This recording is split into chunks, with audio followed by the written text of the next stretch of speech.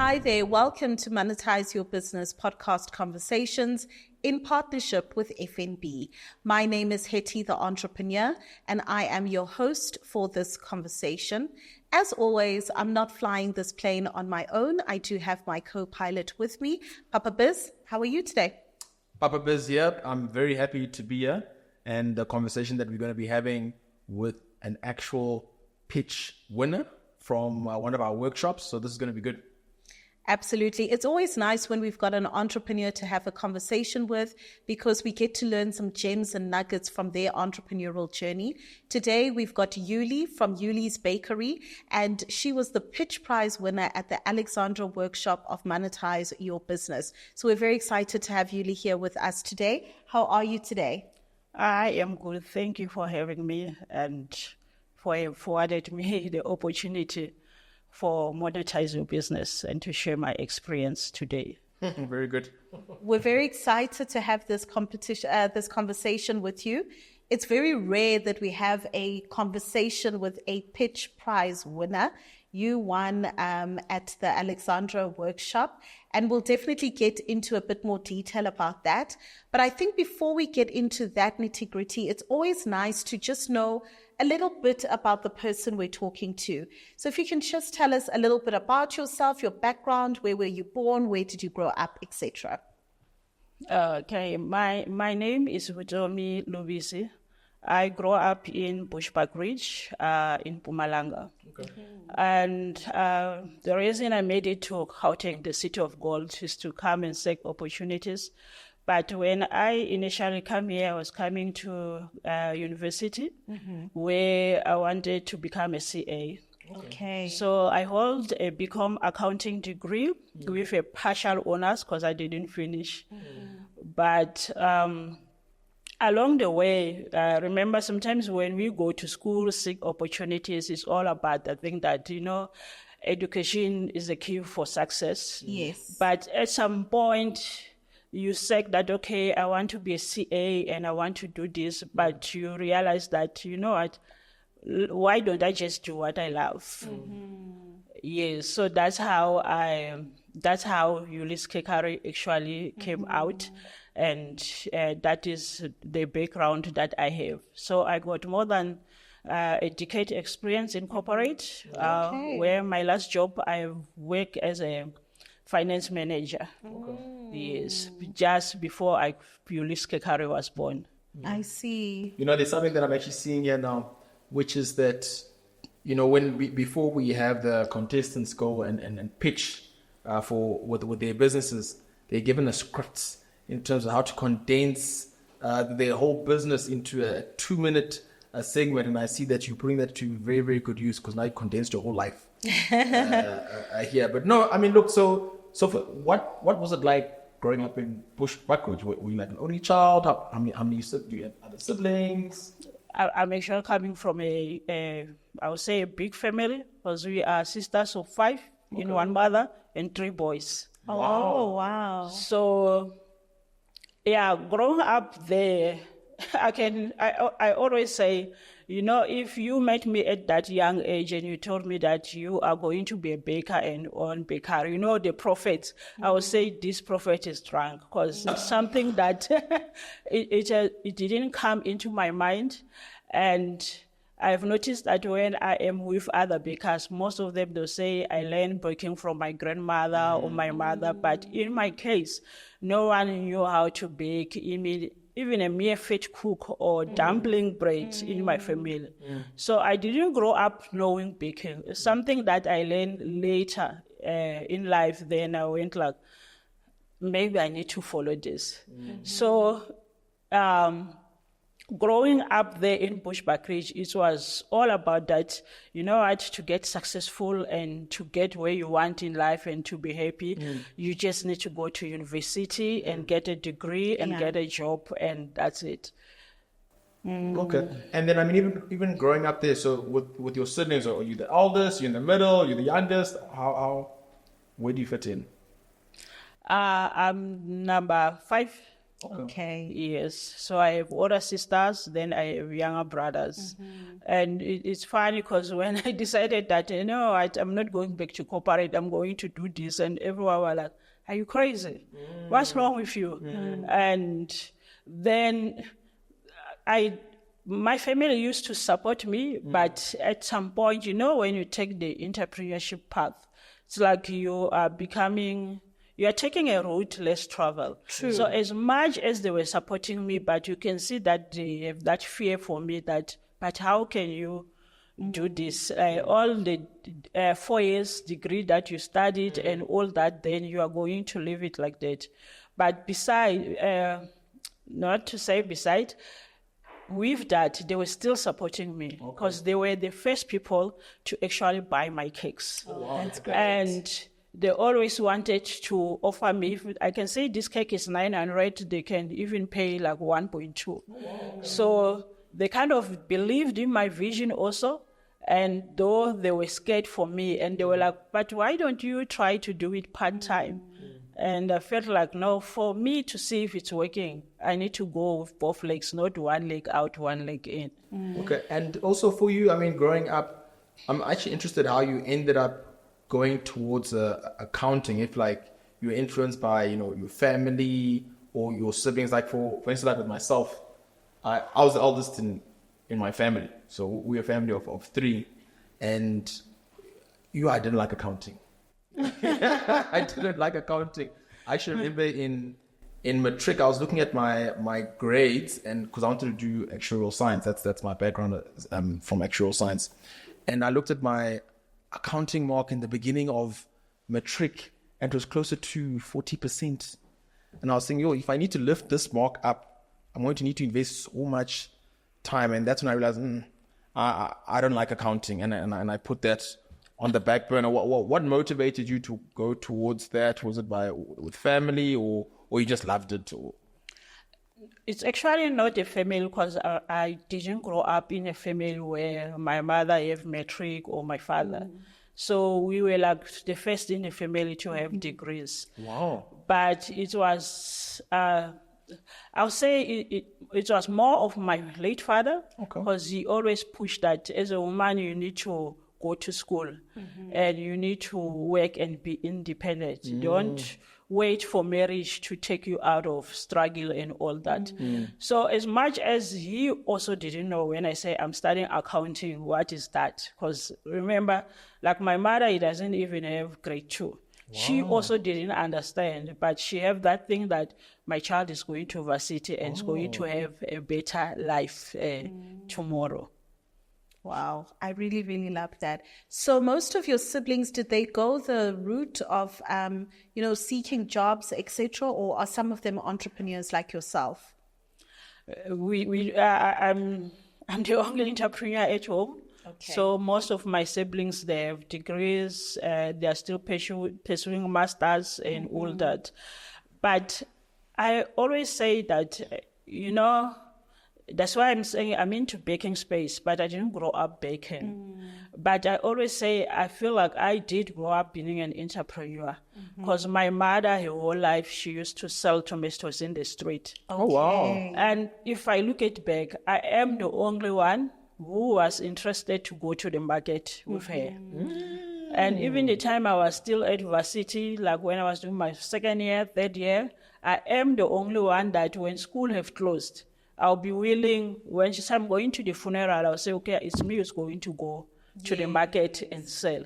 So that entrepreneurial vision, I would say I got it from her. Okay, that's amazing. That's so interesting, because, you take me back. I remember, so like with my siblings as well, they also all in corporate.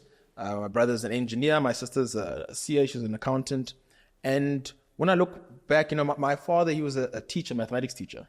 And he'd often spend so much time after school in photography and in any other types of sales to bring in more income for the family to increase our standard of living. And I'd always watch and I'd be amazed. I'm like, what is he doing? And for me, it was in reading books. I'd read books and then I was like, I can learn these skills here, in selling, and then it can change my life like this and so on. And I'm resonating in terms of what you're talking about, that as you look to connect the dots and you go back and you realize, I didn't think much about it, but, when I was younger, I'd actually go and help selling, and I'd do different things, go to the market, and you learn those type of skills that are actually needed in the entrepreneurial space, which is different from the things that we'd actually learn at university and in school. Okay. That's true. So when did the baking bug hit you then? If you were on your path to accounting, you already had your corporate experience, you were employed and everything. When did this baking bug hit you that you felt like, wow, I think I might be onto something here? When we still at varsity, at the race, there was a lady who she grew up baking. So sometimes she will bake. And I was like so much interested, like, how did you do it? How did the cake rise? How do you put something small, then now it's full in it? Yeah, I don't even know how that works. That curiosity. So I started to learn baking from her. And from there, when I used to be an audit trainee, everyone I used to work with, when they have birthday, I'll try to make cupcakes for free. Really? And my colleagues, all that. And people used to think I know baking. I remember when I left one of the firm where I used to work as an audit trainee, they did a farewell for me. Then two of the ladies bought me cookie cutters and all those baking things because they believe that I love baking. Then I still have it. Sometimes I think about it that, sometimes things connect together. Yes. So from there, because I have always loved to create something, like being an entrepreneur. I started other business before. Okay. The first business I started, it was toilet paper manufacturing. Oh, okay. Yes. Then it didn't work out. Then after that, and when I started this business, I was still working. So I had that entrepreneurship in me. I was doing it part-time. Then after it didn't work out, I went to recycling, buyback center. It also didn't work out. And I always say to people, it didn't work out because it's not a failed business. The reason is it didn't work out because I failed it. I was not giving it focus and I was not full-time there. Yes. Then because I love reading, so I once read this book. They say, you know what, if you want to start a business, just do what you love. Yes. And even when it's difficult, the passion will pull you through.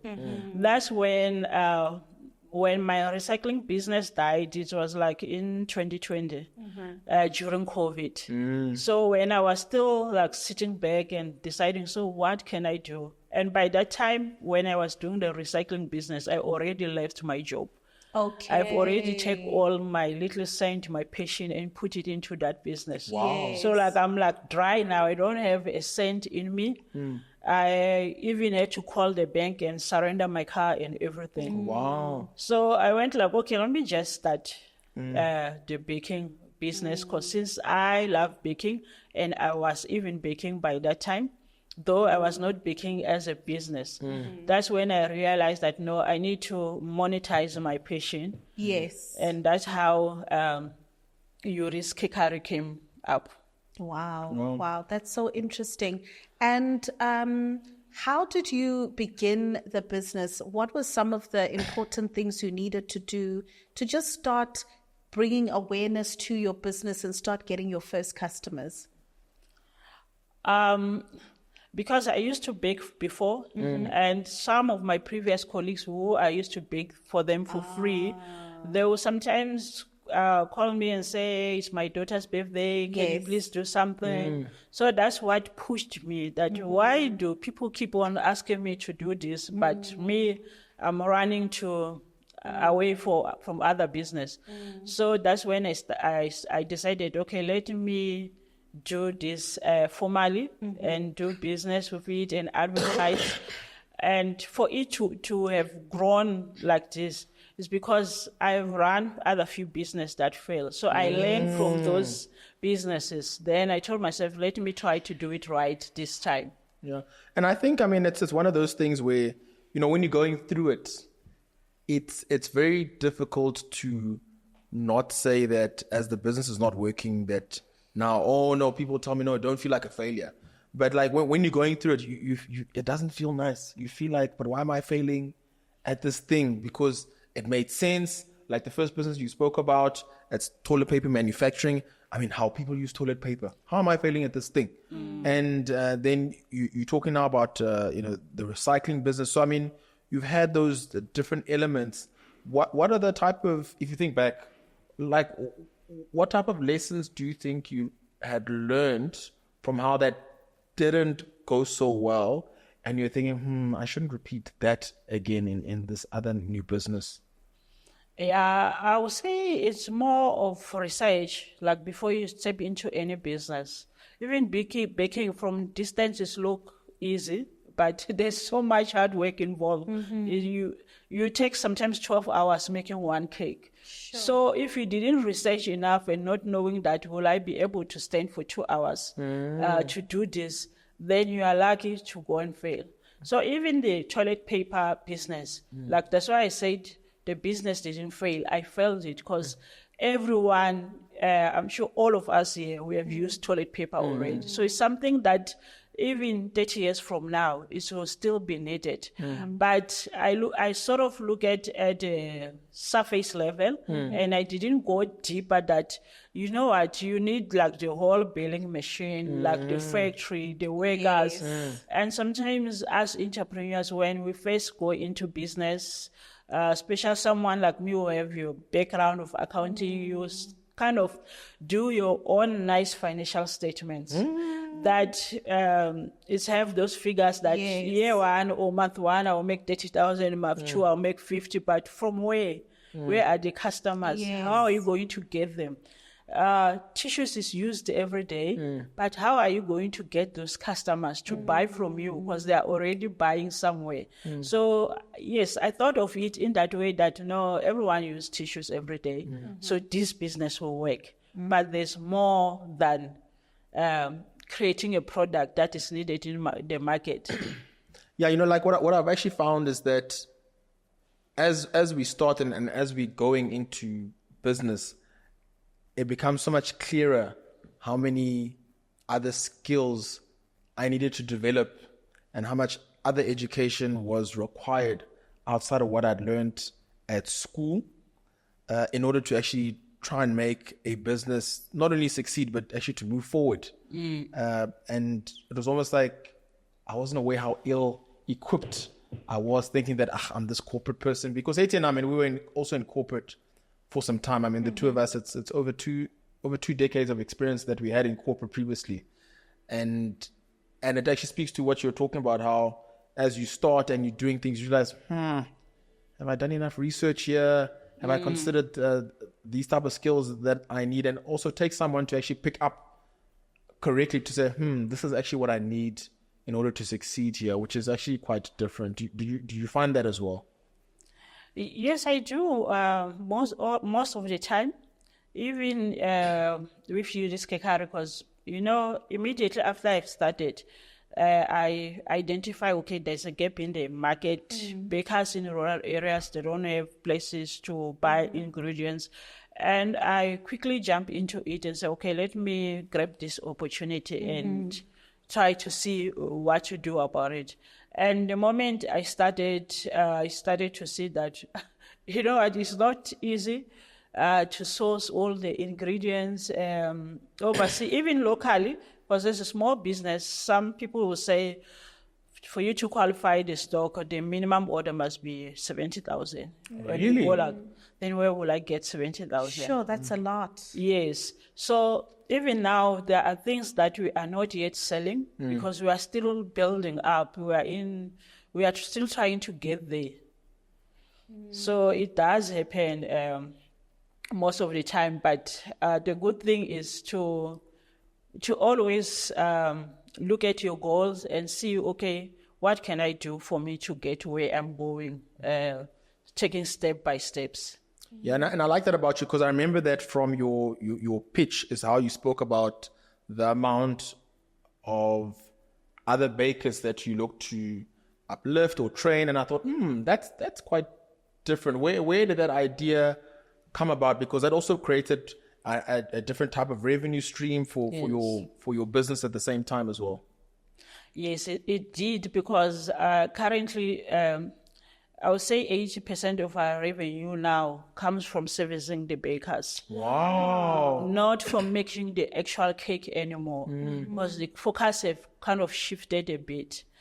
But for me to come across that and to know that there's a need, it's because I leverage social media so much. Okay. So people will always be asking you, so where can I buy this? Then that's when I saw, okay, there's a need here. And that's when I quickly said, okay, let me just set up an online shop. And again, 80% of our revenue come from outside Gauteng. Oh, wow. Because here in Gauteng, I would say every 20 kilometers, there's a baking shop. But in the rurals, you don't find such thing. Wow. So you were able to actually identify a gap in the market and be able to take advantage of that. Yes, yes. Wow. That's and fantastic. Implement and run with the idea. I think that's so good, because what you're also doing is you're also pouring back into the community and uplifting other bakers to be able to run successful businesses, which I think is amazing. Yes, yes. That's what I actually do, and that's how I retain my customers, because there are other competitors who are doing the same thing. But for me to keep on getting the customers and retain them, because I sort of gave them skills like how to market your business in social media, because I feel like, okay, I know that part and I understand it. That's why I mentioned in the pitch that I have, I'm not sure if I mentioned, I have an ebook, which is sold in over 12 countries. What? So Amazing. I sort of took that model to say, if I could reach people in Italy, Nigeria, and all over, Wow. why don't I uplift the bakers locally, Yes. so that they reach people around them? I always say to them when I give them classes, I call it visibility challenge. Like I tell you every day what you must do for people to contact you. So I always tell them that since I started baking, I only had one customer in my area. Wow. So I'll be telling them that don't focus on your area. Let someone drive from Midrand to come and collect a cake from you, from Val to come and collect a cake from you. And the only way to do that is to be visible in social media, because that's where the people are, and that's where our customers are. Yeah. No, and I like that aspect, because, you know, when I'm looking at it, you know, because you're an author now, please, we must respect you, you're an author. Yes. So now you're part of the club as authors. But now, would you, I'm thinking probably in the beginning, as you're going to that site to now go and share your knowledge and to go and uplift others, initially it should actually be scary in terms of how I'm going to tell everybody my secrets, now I'm going to lose business. I mean, that's a natural way to think. How did you think that? How did you get over that to cross over? Yeah, it was difficult because, you know, especially if you didn't study that discipline, you sort of have an imposter syndrome to say, can I do it? But I always have people contacting me that, can you please teach me how to bake? I love your work and all that. So I took step from there to say, okay, let me have the first student and see how it will go.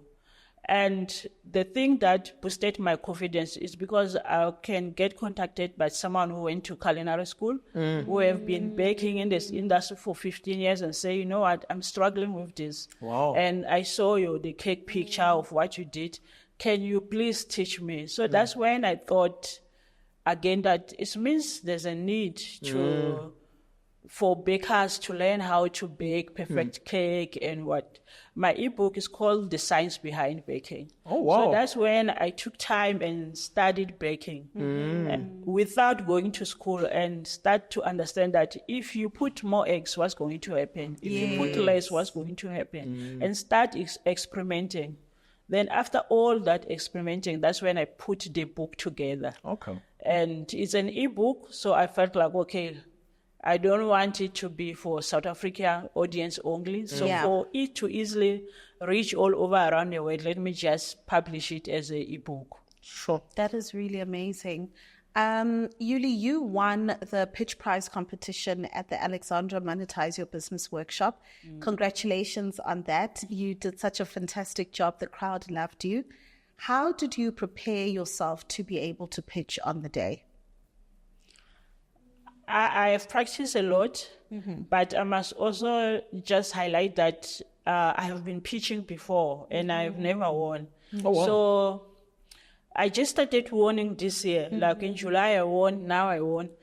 But what I would do is that the feedback that they gave me, I would take it and polish myself. Okay. So that I'm always ready. Whenever there's an opportunity to pitch, then when I go in there, I will win. So I will say I started pitching in 2017 and I have never won. But the interesting part is never won is that I didn't give up. When I don't win, I didn't give up. I keep on taking the feedback that they give me and correct myself and keep on practicing and seeking opportunities on where I can pitch. Because most of the time, like now, we know that if I pitch, I win that 15,000. It's a good capital injection to the business. So yeah, we go out there with that eagerness to inspire, but also to learn and acquire something. Yes. You said something actually quite interesting there, which I'll just touch on then, is that because some people, they're not even sure if it's true. So what you're saying is that you were paid the money. I did what? You were paid the money.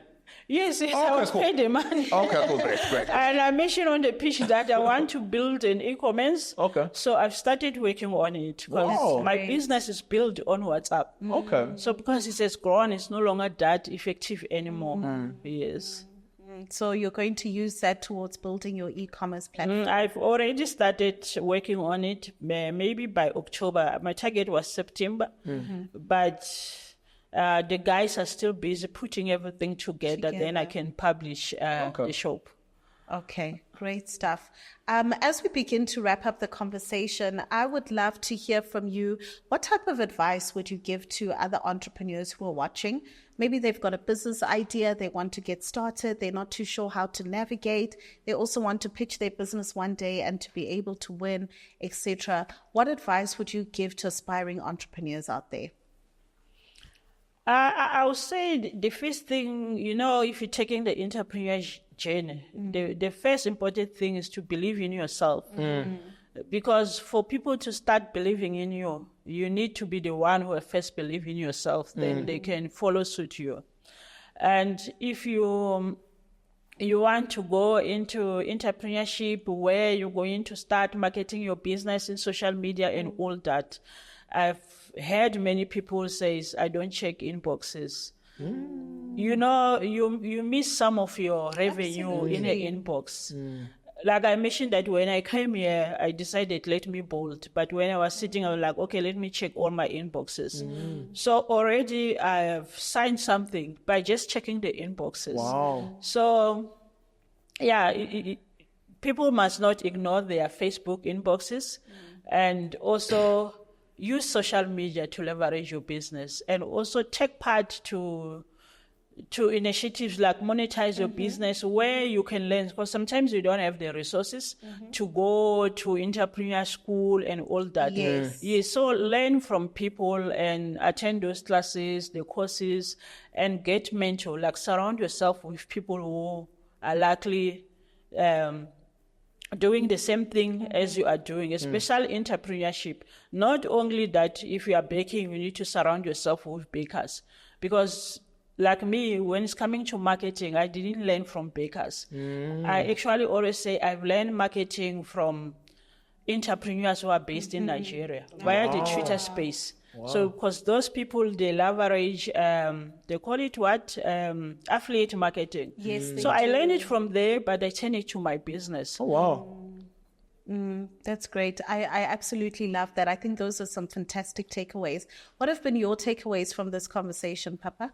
I think just the element that, in your story that you shared is sometimes we're not even aware just how much we are limiting ourselves, and it comes from our own thinking. Because the path that you took, and obviously the mentorship and how you went to go and get and learn from others in different markets, as you said, it's allowed you to open up a market where, you know, you're not just impacting your neighbors. You're not just getting orders and inquiries from those that live around you. It's from outside. And I mean, that speaks to, you know, what we speak about, where why must we take what we currently doing to only earn rands? The internet is there. Social media is there. Yeah. And we can utilize that. Some people will resonate with us. Some people won't. So what?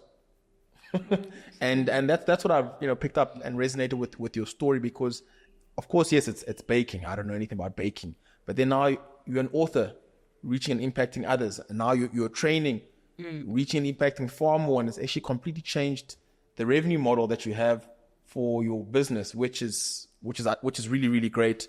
And I think many people will take very good lessons to implement in their own businesses that they can be able to utilize. I like that. Absolutely. I think my biggest takeaway was just hearing how you were able to kind of just dare to dream. You're on a particular path and you thought to yourself, you know what, I actually think that there's a new path that I can take. Let me take this passion and see how far it can get me. And of course, in the beginning, it's not easy. There are challenges in entrepreneurship, but you've persevered and you kept pushing, which I think is really, really fantastic. So well done. Thank you. All right, monetizers. So this brings us to the end of this podcast conversation. We brought you Eully from Eullys Cakery, and she's doing such a fantastic job in her business. She is the pitch prize winner from the Alexandra Monetise Your Business workshop that we had, and she's doing amazing things within her business. We will definitely share with you all the details of her business within the description box so that you can keep in touch with her and you can support her business as well. So that brings us to the end of Monetize Your Business podcast conversations in partnership with FNB. Until our next conversation, bye-bye for now. Cheers.